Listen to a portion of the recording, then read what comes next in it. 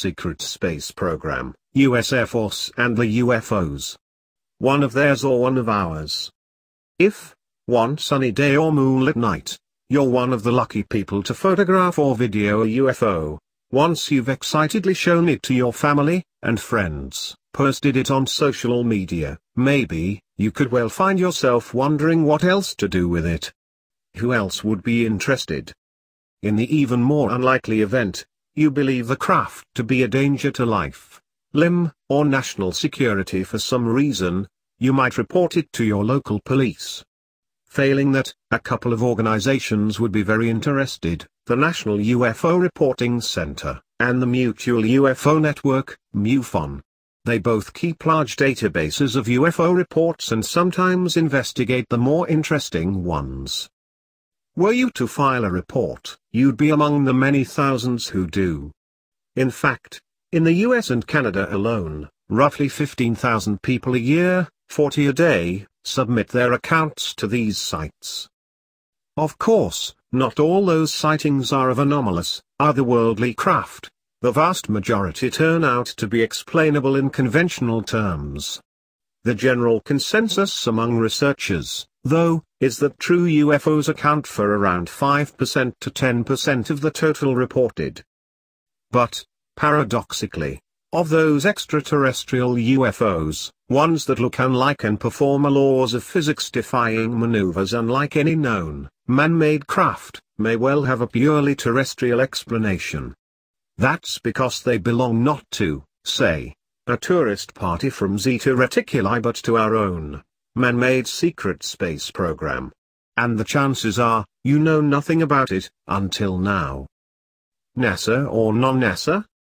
By a secret space program we mean space projects deliberately designed, developed and operated totally out of public awareness and not reported nor scrutinized by the media. The opposite of which is what you might call the public space program run by the USA's National Aeronautics and Space Administration, NASA. Gemini, Apollo, Space Shuttle, International Space Station, Mars exploration missions, etc. and, latterly, by the European Space Agency, ESA. Although founded on earlier military space programs, NASA was inaugurated back in 1958 chiefly as a civilian, not military organization. However, even after this, the United States Air Force, USAF carried on operating parallel covered space programs largely unknown to the public. These are often referred to as black projects. For example, there was the X-20 Dynamic Soaring Vehicle or Dinosaur project, a multi-purpose, reusable space plane, in some ways a smaller, less sophisticated version of the later Space Shuttle. Started in 1957 and designed for reconnaissance, satellite maintenance, bombing, and sabotaging enemy satellites, it cost around $5.1 billion in today's money but was discontinued in 1963 just after construction began. Then came the USAF successor to Dinosaur, the Manned Orbiting Laboratory, MOLE, to which crews would be transported to and from Earth using a Gemini B spacecraft, derived from NASA's Project Gemini. The MOLE project was started in 1963 but was cancelled in 1969 amid the Apollo program. You almost certainly won't have heard of Project Horizon, either. It was a highly ambitious $6 billion project by the U.S. Department of the Army to develop a moon base manned by 12 soldiers and provide a base for exploration and potential military operations. A lunar vehicle was to shuttle 16 astronauts to the base and back. Started in 1959, it didn't, however, progress past the planning stage in an official capacity. And it's highly unlikely you'll know about this.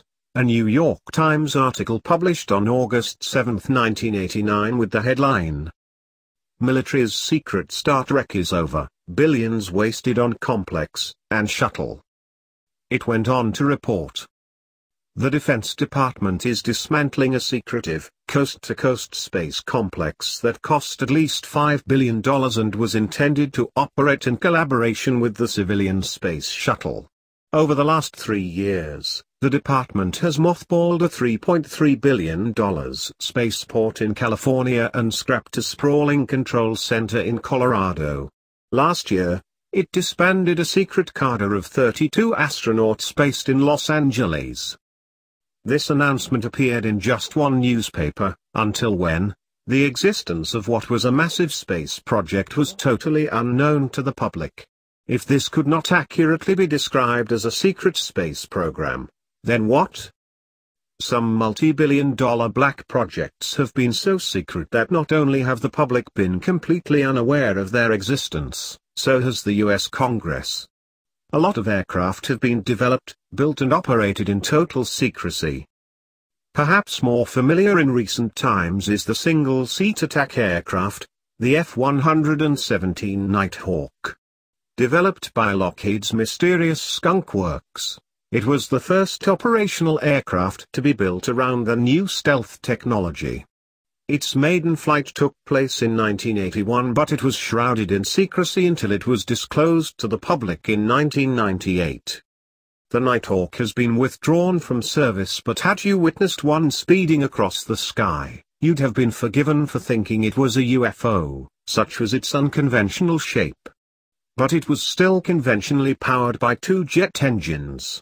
Since the early 1990s, though, sightings of a very UFO-like craft have been reported that's radically different and you'd swear on your life was not man-made.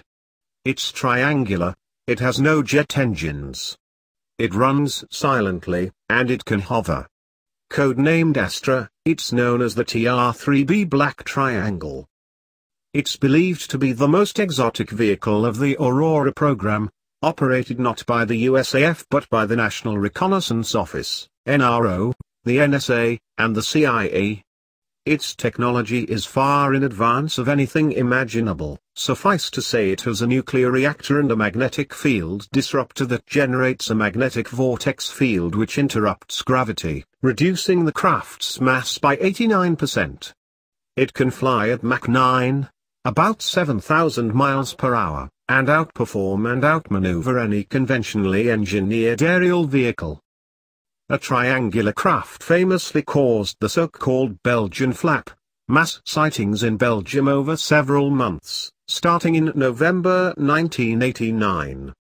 If this craft were officially disclosed today, it would have been kept secret for at least 27 years. Most sightings of the TR-3B occur at night. So from all this, it's not unreasonable to hypothesize that what we the public see as the extent of space missions is only part of a much, much bigger, largely hidden picture. Moreover, 57 years after the birth of NASA, and 67 years after the famous Roswell incident when crashed alien craft were first recovered, hypothesize that the secret space program has acquired and back-engineered highly advanced UFO technology, and incorporated it into its own craft. Even more reason to keep a tight lid on the truth of what we've got out there. Could what's out there actually be sufficiently advanced that we have the capability to run a fleet of interplanetary spaceships, and a secret base on the moon, as many believe? Hiding on the backside of the moon. One whistleblower who came forward very publicly with persuasive evidence of a moon base is former USAF Sergeant Carl Wolf, a witness for Dr. Stephen Greer's disclosure project in the early 2000s. He was an electronics expert with top-secret clearance at Tactical Air Command at Langley Air Force Base in Virginia. On one occasion in 1965 he was assigned to do some equipment repair at a facility run by the National Security Agency, NSA, the spying organization responsible for collecting and processing data, equivalent to the UK's GCHQ, where they were processing images from the lunar orbiter. Although Wolf thought it was NASA, not the then relatively unknown NSA. While he was there, he spoke with another airman about how they were obtaining these images, and at one point the airman said, "Oh, by the way, we've found a base on the backside of the moon." Wolf became anxious. He knew he wasn't cleared for this information and it could land him in a lot of trouble. The airman then brought out the images of the far side of the moon on contact prints and showed them to him. According to Wolf, They depicted geometric shapes, towers, spherical buildings, something that looked like radar dishes and other large structures. The experience worried him so much that he didn't discuss it for more than 30 years until he broke his silence in the late 1990s. Of course, there's no way to validate who actually has title to that lunar real estate, so it remains an open question. Did what Wolf see belong to us, or did it belong to, shall we say, another species of settlers? The biggest military computer hacker of all time. As to the question of us running a fleet of spacecraft, one Gary McKinnon has provided a tantalizing glimpse of what we may be flying around out there without the public's knowledge. McKinnon is a London-based systems administrator who, between 2001 and 2002, hacked into dozens of U.S. Army, Navy, Air Force, NASA, and Department of Defense computers. Although the term hacked into is somewhat misleading, there was nothing particularly sophisticated or malicious about his technique. He simply discovered a way to enter military computers that were carelessly left without adequate password security. He pushed against open doors, so to speak. However, the police eventually came pushing at his door, interviewed him and seized his computer. The U.S. federal grand jury subsequently indicted him on 7 counts of computer-related crime, each with a potential 10-year jail sentence. Among other things, he was accused of compromising critical Navy systems and disabling a network of 2,000 U.S. Army computers. One U.S. prosecutor even accused him of perpetrating the biggest military computer hack of all time. Though McKinnon maintained that his actions weren't malevolent, rather, he was merely looking for evidence of UFOs, suppressed free energy and anti-gravity technology. What followed was a legal tussle for his extradition to the U.S. to face trial, which went as far as the House of Lords. Eventually, by the end of 2012, the extradition had been blocked by the then Home Secretary Theresa May and he'd been absolved of prosecution in UK courts. He'd got away with it, eventually. But what exactly had he got away with? What deep, conspiracy-busting secrets had he discovered that had seemingly got the US authorities so vexed? In a 2006 Wired magazine interview, this is what he said when asked what sort of evidence he'd found. A NASA photographic expert said that there was a Building 8 at Johnson Space Center where they regularly airbrushed out images of UFOs from the high-resolution satellite imaging. I logged on to NASA and was able to access this department. They had huge, high-resolution images stored in their picture files. They had filtered and unfiltered, or processed and unprocessed, files. My dial-up 56K connection was very slow trying to download one of these picture files. As this was happening, I had remote control of their desktop, and by adjusting it to 4-bit color and low screen resolution, I was able to briefly see one of these pictures. It was a silvery, cigar-shaped object with geodesic spheres on either side. There were no visible seams or riveting. There was no reference to the size of the object, and the picture was taken presumably by a satellite looking down on it. The object didn't look man-made or anything like what we have created. Because I was using a Java application, I could only get a screenshot of the picture. It did not go into my temporary internet files. At my crowning moment, someone at NASA discovered what I was doing and I was disconnected. I also got access to Excel spreadsheets. One was titled Non-Terrestrial Officers. It contained names and ranks of U.S. Air Force personnel who are not registered anywhere else.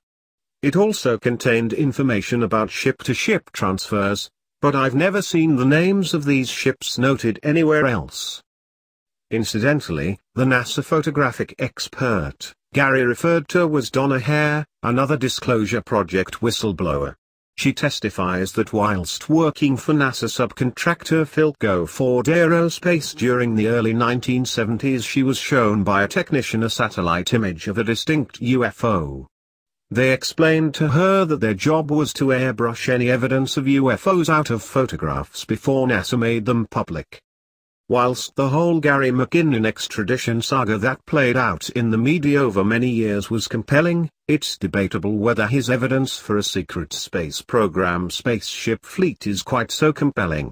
If only he'd had a broadband connection instead of 56K dial-up and quickly downloaded what he's seen on screen. Proof of a secret satellite program. If a secret space program exists, it's reasonable to theorize that to effect its communications and control infrastructure, it would need to deploy its own satellites. And keep them secret, too.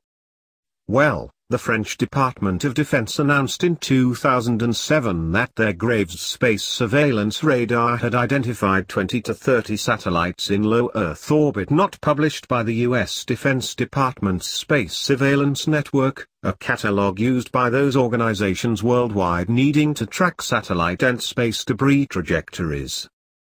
These unidentified satellites were likely launched by the U.S. and, of course, they have every right to keep them that way for sound national security reasons. But in amongst those 20 to 30 satellites, could it be that there's a handful whose purpose is to service the secret space program? Secret technology 50+ years ahead. Skeptics would argue against the existence of the secret space program on the basis that the funding required would be astronomically high, perhaps hundreds of billions of dollars, and quite unsustainable. And they would question whether what would likely be the biggest scientific, technological, engineering, and financial endeavor in history could really be kept quiet when it would involve tens, maybe hundreds of thousands of people, each of whom would have the potential to blow the whistle to the world. Moreover, wouldn't the spaceships be spotted by amateur astronomers and the infrastructure be seen by casual observers? These are very good, very complex questions. Hard to find answers to. But perhaps a kernel of truth has already slipped out from one of the most authoritative sources, Ben Rich, former Chief Operating Officer of Lockheed Skunk Works. If anyone would have to know the truth of a secret space program, it would be him. His company would be one of its key contractors. He was visiting the Kennedy Space Center some years ago and got into conversation with spaceship operator, SCO, Clark McClelland. I worked at Cape Canaveral and the Kennedy Space Center from 1958 to 1992. There are many mysteries that have been discovered during the years that we have been exploring the moon, sun and planets. The former CEO of the Lockheed Skunk Works, SR-71, stealth fighter, etc., was visiting the Cape many years ago. I asked him a question. Ben Rich said, "Clark, black budget dollar has taken the USA military at least 50+ years beyond the present understanding of the general public and how far we are technologically advanced. You have no idea where we have gone out there." I said, "Mars, sir?" He looked at me and his head movement said yes. Clark McClelland, former SCO, Space Shuttle Fleet, KSC, Florida.